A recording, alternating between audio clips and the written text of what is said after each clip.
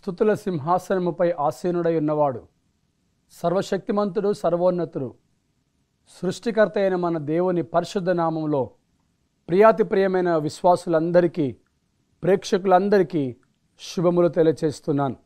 ప్రిలారా, అంత్యదినములలో అపాయకరమైన కాలములు వస్తాయి. కారణం ఏంటంటే మనుషులు వివిధ రకాలుగా ఉంటారు అని ఈ శీర్షిక అంతట్లో కూడా మనము చదువుతూ ఉన్నాం. అయితే ఆఖరి అంశంలో ఈ రోజున ఓ భయంకరమైనటువంటి మనిషిని మనకు పరిచయం చేస్తున్నాడు. వారు ఎవరో కాదు, క్రూరులు. క్రూరులు ఈ అంత్య దినములలో అపాయకరమైన కాలములు తీసుకొని వస్తారు. తమ క్రూరత్వాన్ని బట్టి అపాయకరమైన కాలాలు తీసుకొని వచ్చి ఆత్మీయతను పాడు చేస్తారు, సంఘాలను పాడు చేస్తారు.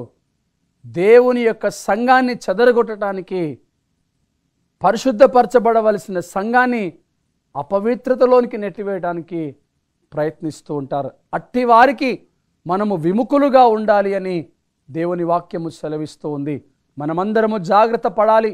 మనమందరము మన భక్తి జీవితాన్ని కాపాడుకోవాలి, మన విశ్వాసమును కాపాడుకోవాలి.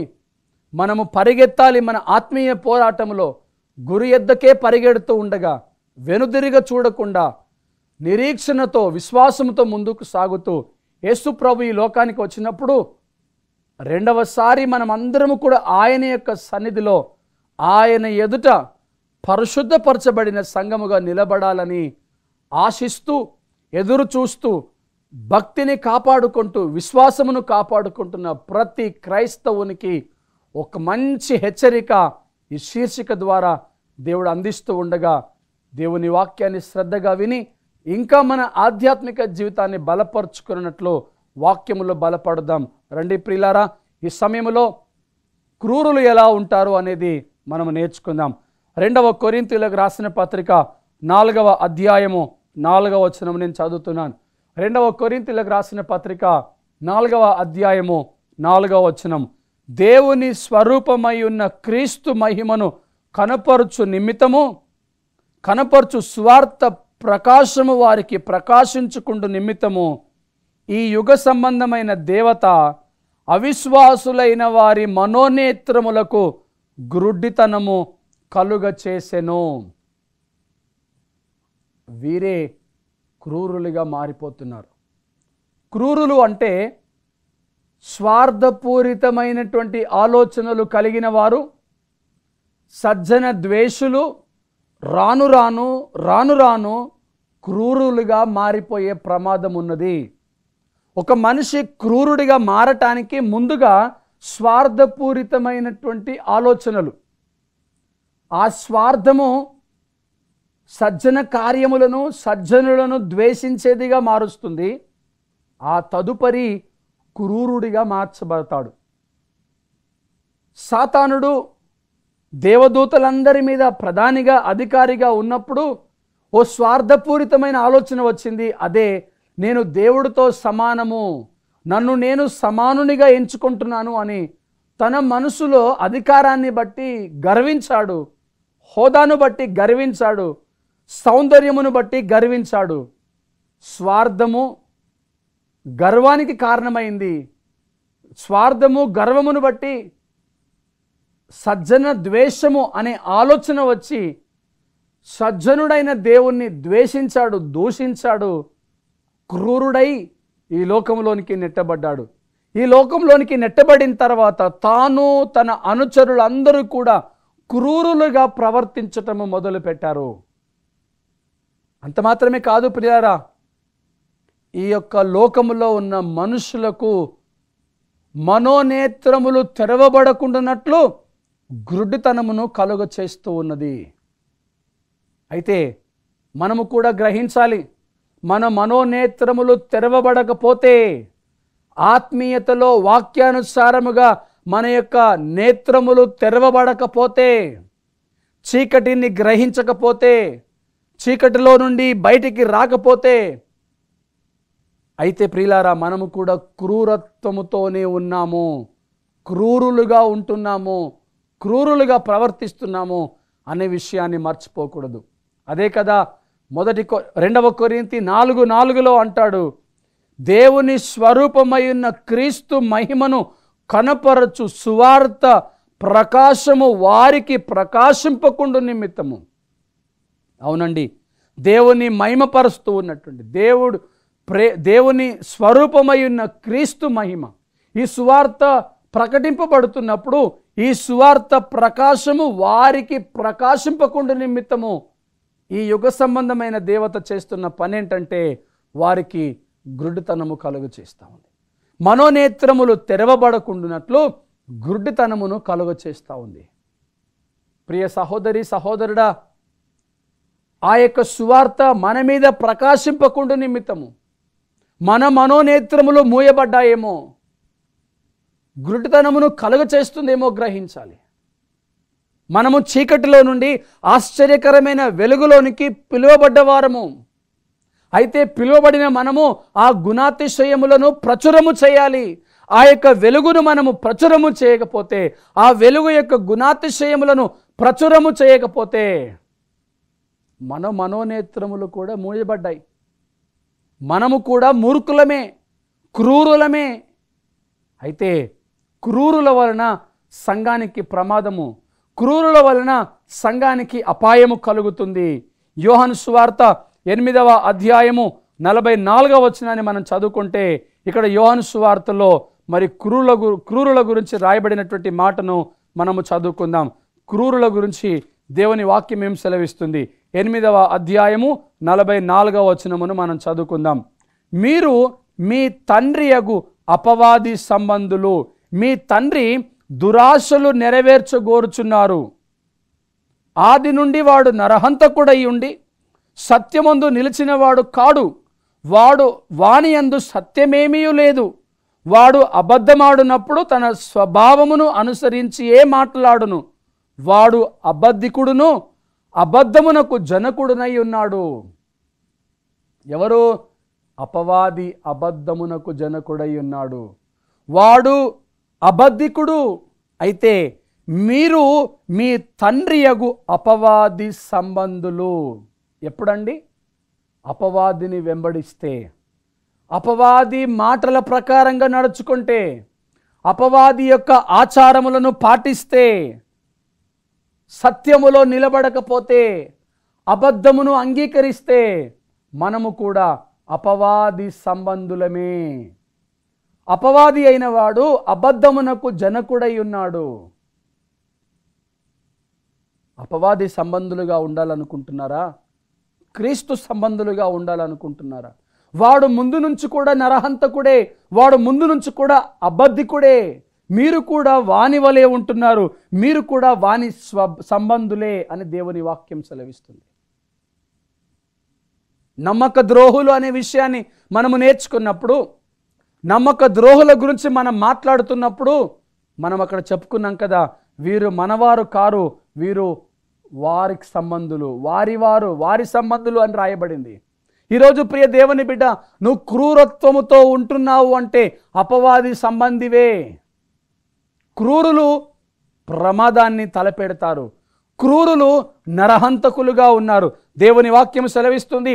ఆది కాండము 3వ అధ్యాయము 1 నుంచి 7 వచనాలు చూస్తే, ఆది కాండము 3వ అధ్యాయము 16 నుంచి 19 వచనాలు చూసినట్లయితే, మన మొదటి మానవుడైనటువంటి ఆదామును అవ్వను పాపములోనికి నెట్టివేసింది క్రూరుడైనటువంటి అపవాది సాతానుడే.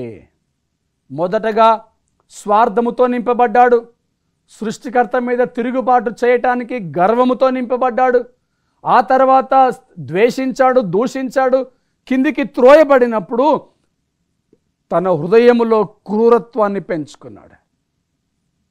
దేవుడు చేసిన మానవుణ్ణి పాడు చేయాలి అని, దేవుడు చేసిన సృష్టిని పాడు చేయాలి అని, సంఘములో సమాజములో గలిబిలి సృష్టించాలి అని స్వార్థముతో నింపబడిన సాతానుడు, గర్వముతో ఉన్న సాతానుడు క్రూరత్వముతో నింపబడిన వాడై, క్రూరుడై, నరహంతకుడై నరహత్య చేయటానికి కూడా వెనకాడటము లేదు. అందుకే దేవుడితో మానవునికి ఉన్న సంబంధాన్ని చెడగొట్టడానికి, మానవుడితో దేవునికి ఉన్న సంబంధాన్ని చెడగొట్టడానికి, మానవునికి దేవునికి మధ్య వైరమును కలుగచేశాడు అపవాది అయినటువంటి సాతానుడు, వాడిలో ఉన్న క్రూరపు లక్షణమును బట్టి. అందుకే ఈ 3వ అధ్యాయము 1 నుంచి 7 వచనాల వరకు మనము చూసినట్లయితే, తన క్రూరత్వాన్ని బట్టి అపవాది అయిన సాతానుడు ఏం చేశాడు? మీరు ఈ యొక్క పండును తినినట్లయితే చావనే చావరు, మీ కన్నులు తెరవబడతాయి అన్నాడు. ఇంతకుముందు మనము కొరింథీ పత్రికలో 4వ అధ్యాయం 4వ వచనంలో చదువుకున్నాం కదా, మీ మనోనేత్రములు తెరవబడకుండానట్లు అంధకారముతో నింపబడుతున్నాయి.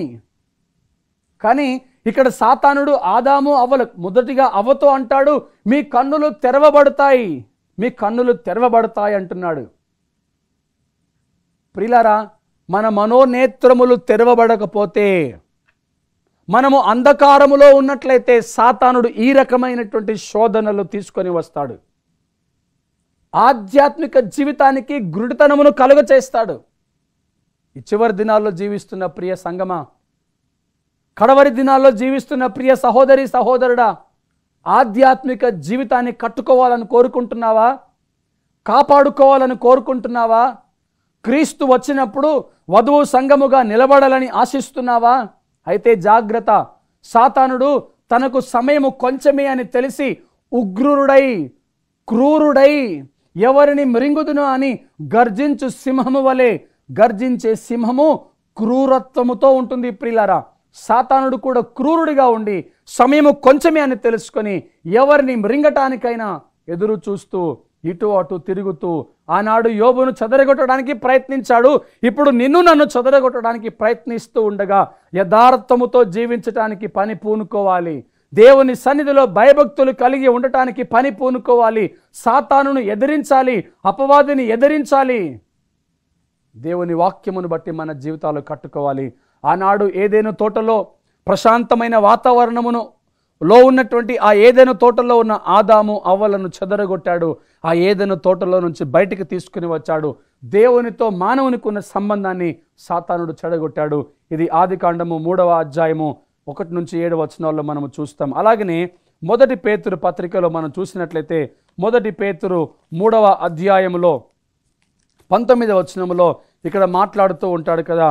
1 పేతురు 3వ అధ్యాయము 19వ వచనములో మనం చూసినట్లయితే, దేవుని దీర్ఘ శాంతము ఇంకా కనిపెట్టుచుండబడినప్పుడు, పూర్వము నోవాహు దినములలో ఓడ సిద్ధపరచుచుండగా అవిధేయులైన వారి యొద్దకు, అనగా చెరలో ఉన్న ఆత్మల యొద్దకు ఆయన ఆత్మరూపిగానే వెళ్ళి వారికి ప్రకటించెను.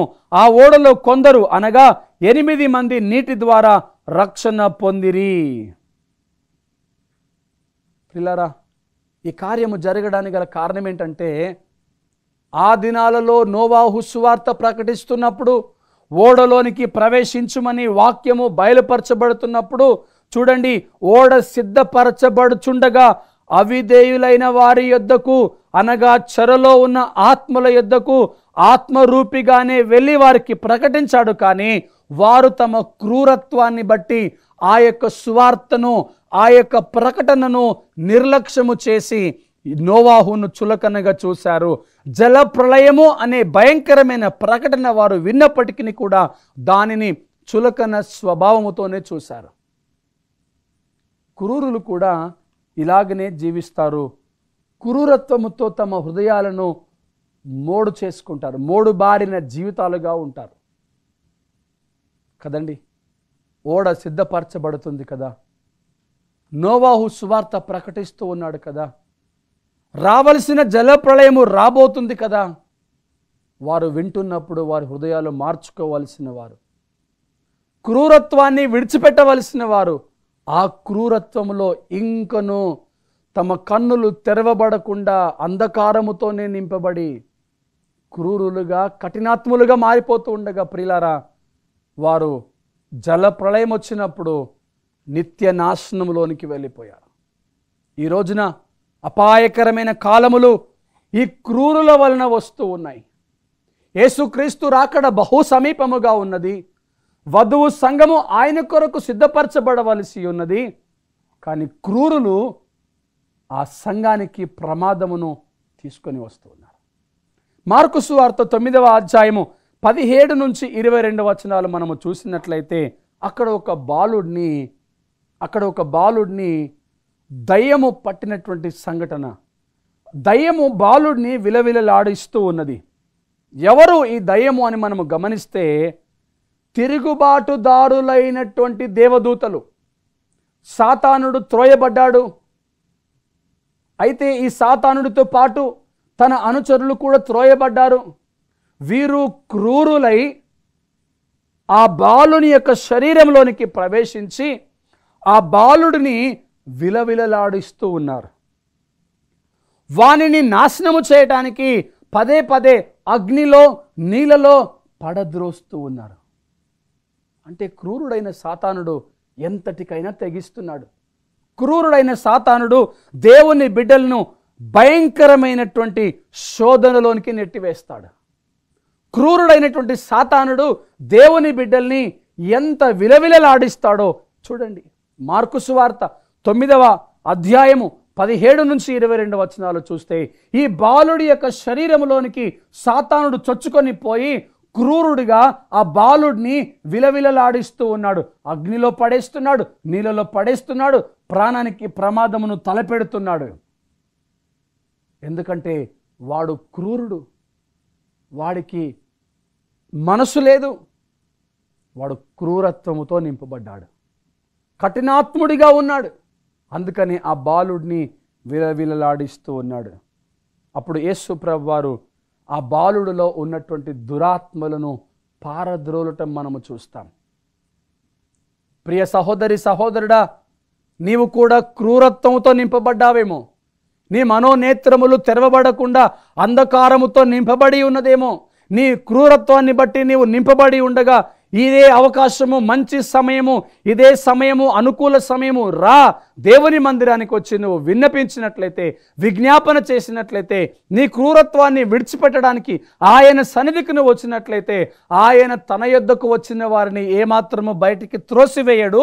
నీలో ఉన్న క్రూరత్వాన్ని ఆయన పారద్రోలుతాడు. నీలో ఉన్న ఆ సాతానును గద్దించి నీకు విడుదల కలుగ చేస్తాడు ఆయన. ఎఫెసీ పత్రిక 6వ అధ్యాయము 12వ వచనమును మనము చూసినట్లయితే అద్భుతమైనటువంటి వాక్యాన్ని ఇక్కడ మనకు బయలుపరుస్తున్నాడు. ఎఫెసీ పత్రిక 6వ అధ్యాయము 12వ వచనం, ఏలయనగా మనము పోరాడునది శరీరులతో కాదు గాని ప్రధానులతోనూ అధికారులతోనూ ప్రస్తుత అంధకార సంబంధులకు లోకనాథులతోనూ ఆకాశ మండలమందున దురాత్మ సమూహములతోనూ పోరాడుచున్నాము. మనం పోరాడవలసింది ఈ అపాయకరమైన కాలములు ఎవరి వలన వస్తున్నాయో వారితో మనము పోరాడాలి. స్వార్థమే కానీ, ధనాపేక్ష కానీ, గర్వమే కానీ, అహంకారమే కానీ, దూషకులే కానీ, అతి ద్వేషులే కానీ, కృతజ్ఞత లేని వారే కానీ, ఇంకా రకరకాలైనటువంటి 19 రకాలైనటువంటి మనుషులు సాతాను సంబంధులే, దురాత్మ సమూహములే. కాబట్టి మనం పోరాడవలసింది వీరితోనే. మనం పోరాడునది శరీరులతో కాదు కానీ ప్రధానులతోనూ అధికారులతోనూ ప్రస్తుత అంధకార సంబంధులకు లోకనాథులతో మనము పోరాడవలసి ఉన్నది. ప్రియ దేవుని సంగమా, అపవాదితో మనం పోరాడవలసి ఉన్నది. అపవాది సంబంధులతో మనం పోరాడవలసి ఉన్నది. కనుక మనము పోరాడటానికి సిద్ధపడాలి. ఏమంటున్నాడు ఇక్కడ? అందుచేతను మీరు ఆపద్దినమందు వారిని ఎదిరించుటకు సమస్తము నెరవేర్చిన వారై నిలవబడుటకును శక్తిమంతులగునట్లు దేవుడిచ్చు సర్వాంగ కవచమును ధరించుకొనండి. ఈ శీర్షిక ముగింపులోనికి మనం వస్తున్నాం. ఈ శీర్షికను మనము ముగిస్తూ ఉన్నాం. అయితే ఈ శీర్షిక ద్వారా దేవుడు మనకు ఒక హెచ్చరిక చేశాడు. ఏమిటి అంటే, అపాయకరమైన కాలములు ఈ మనుషుల వలన వస్తాయి. కాబట్టి ఈ మనుషులకు మీరు విముఖులుగా ఉండాలి. అంటే మనము వారితో పోరాడి, సాతాను సంబంధులతో పోరాడి మనము విజయాన్ని పొందుకోవాలి. అంటే చూడండి, దేవుడిచ్చు సర్వాంగ కవచమును ధరించుకోవాలి అని దేవుని యొక్క వాక్యము మనకి ఇక్కడ సెలవిస్తుంది. దేవుడిచ్చు సర్వాంగ కవచమును నువ్వు ధరించుకున్నట్లయితే వాడితో నువ్వు పోరాడుతావు, వాడితో నువ్వు పోరాడి గెలుస్తావు. అప్పుడు అపాయకరమైన కాలములు వచ్చినప్పటికీ కూడా నువ్వు స్థిరంగా నిలబడగలుగుతావు. బండ మీద ఇల్లు కట్టుకున్న బుద్ధిమంతుని వలె నువ్వు ఉండగలగాలి అంటే వాడితో నువ్వు పోరాడాలి. వాడితో నువ్వు పోరాడాలి అంటే ఆ సర్వాంగ కవచమును నువ్వు ధరించుకోవాలి. దేవుడిచ్చు సర్వాంగ కవచము నువ్వు ధరించుకోకుండా నువ్వు సాతానుడితో పోరాడలేవు. దేవుడిచ్చు సర్వాంగ కవచమును నువ్వు ధరించుకోకుండా సాతానుడితో పోరాడి నువ్వు గెలవలేవు. ప్రియ దేవుని బిడ్డ, సహోదరి సహోదరుడా, ఈ అపాయకరమైన కాలములు నువ్వు తట్టుకోవాలని అనుకుంటున్నావా? ఈ అపాయకరమైన కాలములు వచ్చినప్పుడు నువ్వు నిలబడాలని అనుకుంటున్నావా? ఇవి జయించి ఆయన కొరకు వధువు సంఘముగా అలంకరింపబడిన పెళ్లి కుమార్తె వలె సిద్ధపరచబడి ఉండాలని ఆశపడుతున్నావా? అయితే నువ్వు సాతానుతో పోరాడాలని అనుకుంటే ఆయనిచ్చు సర్వాంగ కవచమును ధరించుకోవాలి. ఎప్పుడైతే ఆయన ఇచ్చు సర్వాంగ కవచమును నువ్వు ధరించుకుంటావో ఖచ్చితముగా సాతానుడితో పోరాడి జయించగలుగుతావు. శీఘ్రముగా వాడిని నీ కాళ్ళ కింద త్రొక్కివేయగలుగుతావు. అపవాది అయిన సాతానుడు సమయము కొంచెమే అని తెలుసుకున్న వాడై బహురోద్రము కలిగి క్రూరుడై ఎవరిని మిరింగుదునా అని ఎదురు చూస్తూ ఉండగా వాడిని శీఘ్రముగా నీ కాళ్ళ క్రింద అనగదొక్కేటట్లు దేవుడు చేయగలుగుతాడు. ఎప్పుడు అనంటే నీవు ఆ సర్వాంగ కవచమును ధరించుకున్నట్లయితే స్వార్థము లేదు, గర్వము లేదు, అహంకారము లేదు, దూషణ లేదు, అతి ద్వేషణ లేదు, తల్లిదండ్రులకు అవిధేయత అనేది లేదు. ఇంకా మనము చాలా విషయాలు నేర్చుకున్నాము కదా, ఏది కూడా ఉండదు. ఇది నువ్వు జయించాలి అంటే, వీడితో నువ్వు పోరాడి గెలవాలి అంటే ఈ శీర్షిక చివరి భాగములో దేవుడు నీకు ఇస్తున్నటువంటి సర్వాంగ కవచమును ధరించుకొని సాతానుడి మీద పోరాటమును చేసి యుద్ధము గెలిచి విజయ వీరుడిగా ఆయన కొరకు నువ్వు నిలబడాలని మనస్ఫూర్తిగా నేను కోరుకుంటూ ఉన్నాను. ప్రియ దేవుని సంగమా, అద్భుతమైనటువంటి అంశములను ఈ శీర్షిక అంతట్లో కూడా దేవుడు మనకు పొందుపరిచాడు. అద్భుతమైనటువంటి వాక్యములను ఈ శీర్షిక అంతట్లో కూడా దేవుడు మనకు సమకూర్చాడు. మనుషులు ఎలా ఉంటారు, వారి ప్రవర్తన ఎలా ఉంటుంది, వారి జీవిత విధానం ఎలా ఉంటుంది, వారి వలన ప్రమాదము ఎలా వస్తుంది, వారి వలన అపాయము ఎలా వస్తుంది అని అనేకమైన విషయాలు మనకు 19 రకాలైనటువంటి మనుషుల ద్వారా పరిచయము చేశాడు. వారితో నువ్వు పోరాడి గెలవాలి అంటే, వారిని నువ్వు ప్రక్కన పెట్టాలి అంటే, వారికి నీవు విముఖుడిగా ఉండాలి అంటే ఏమి చేయాలి అనేది కూడా వాక్యము ద్వారా ఆయన మనల్ని హెచ్చరించి బయలుపరిచాడు. కాబట్టి క్రైస్తవ సంగమా, ఆత్మీయ సహోదరి సహోదరుడా, వారి పట్ల నువ్వు జాగ్రత్త కలిగి వారిని నువ్వు దూరముగా పెట్టి వారిని నువ్వు జయించాలి అంటే ఆ దేవుడిచ్చే సర్వాంగ కవచమును నువ్వు తప్పక ధరించుకొని యుద్ధము చేసి పోరాడి గెలిచి శీఘ్రముగా నీ కాళ్ళ క్రింద ఆయన అణగదొరుకుతాడు. అట్టి కృప దేవుడు నీకు నాకు మనందరికీ దయచేసి అంత్య దినములలో వీరి వలన అపాయకరమైన కాలములు రాకుండానట్లుగా, ఒకవేళ వచ్చినా వాటి వలన నువ్వు విజయాన్ని పొందుకోనాలంటే దేవుడు మనకి ఇంతవరకు బయలుపరిచిన ప్రతి మాటను శ్రద్ధగా విని అంగీకరించి ఆ ప్రమాదము నుంచి తప్పించుకోవాలని జాగ్రత్త పడాలని దేవుని వాక్యం సెలవిస్తుండగా మనందరము కూడా మన హృదయాలు దేవునికి సమర్పించుకుందాం. ఆయన ఇచ్చే సర్వాంగ కవచమును ధరించుకుందాం. ప్రార్థన చేసుకుందాం. కళ్ళు మూసుకునండి. ప్రియ పరలోకపు తండ్రి, మీ ఘనమైన నామమునకు స్తోత్రములు చెల్లిస్తున్నాం. అపాయకరమైన కాలములు వీరి వలననే వస్తాయని 19 రకాలైన మనుషులను మాకు పరిచయము చేసి మా ఆధ్యాత్మిక జీవితంలో నైనా మెలకువను కలుగ చేసినందుకై స్తోత్రములు చెల్లిస్తున్నాం. మేమందరము కూడా ప్రభువా బహుజాగ్రత్త కలిగి జీవించటానికి మీ కృప దయచేయమని, మీ యొక్క దీవెన ఆశీర్వాదములు మాకు అనుగ్రహించమని, మీ సర్వాంగ కవచమును మాకు ధరింపచేసి బలవంతులుగా నిలబెట్టుకోమని ప్రార్థిస్తూ ప్రియ ప్రేక్షకులను వారి కుటుంబాలను ఆశీర్వదించమని యేసుక్రీస్తు నామం పేట ప్రార్థిస్తున్నాము తండ్రి. ఆమేన్. మన తండ్రి అయిన దేవుని యొక్క ప్రేమ, కుమారుడైన యేసుక్రీస్తు యొక్క కృప, పరిశుద్ధాత్మ దేవుని యొక్క అన్యోన్య సహవాసము ఈ శీర్షికలో పాల్గొని వాక్యాలు విని వాక్యము చేత బలపరచబడిన సకల పరిశుద్ధులతో ఇప్పుడు ఎల్లప్పుడు సదాకాలము తోడై ఉండునుగాక. ఆమేన్.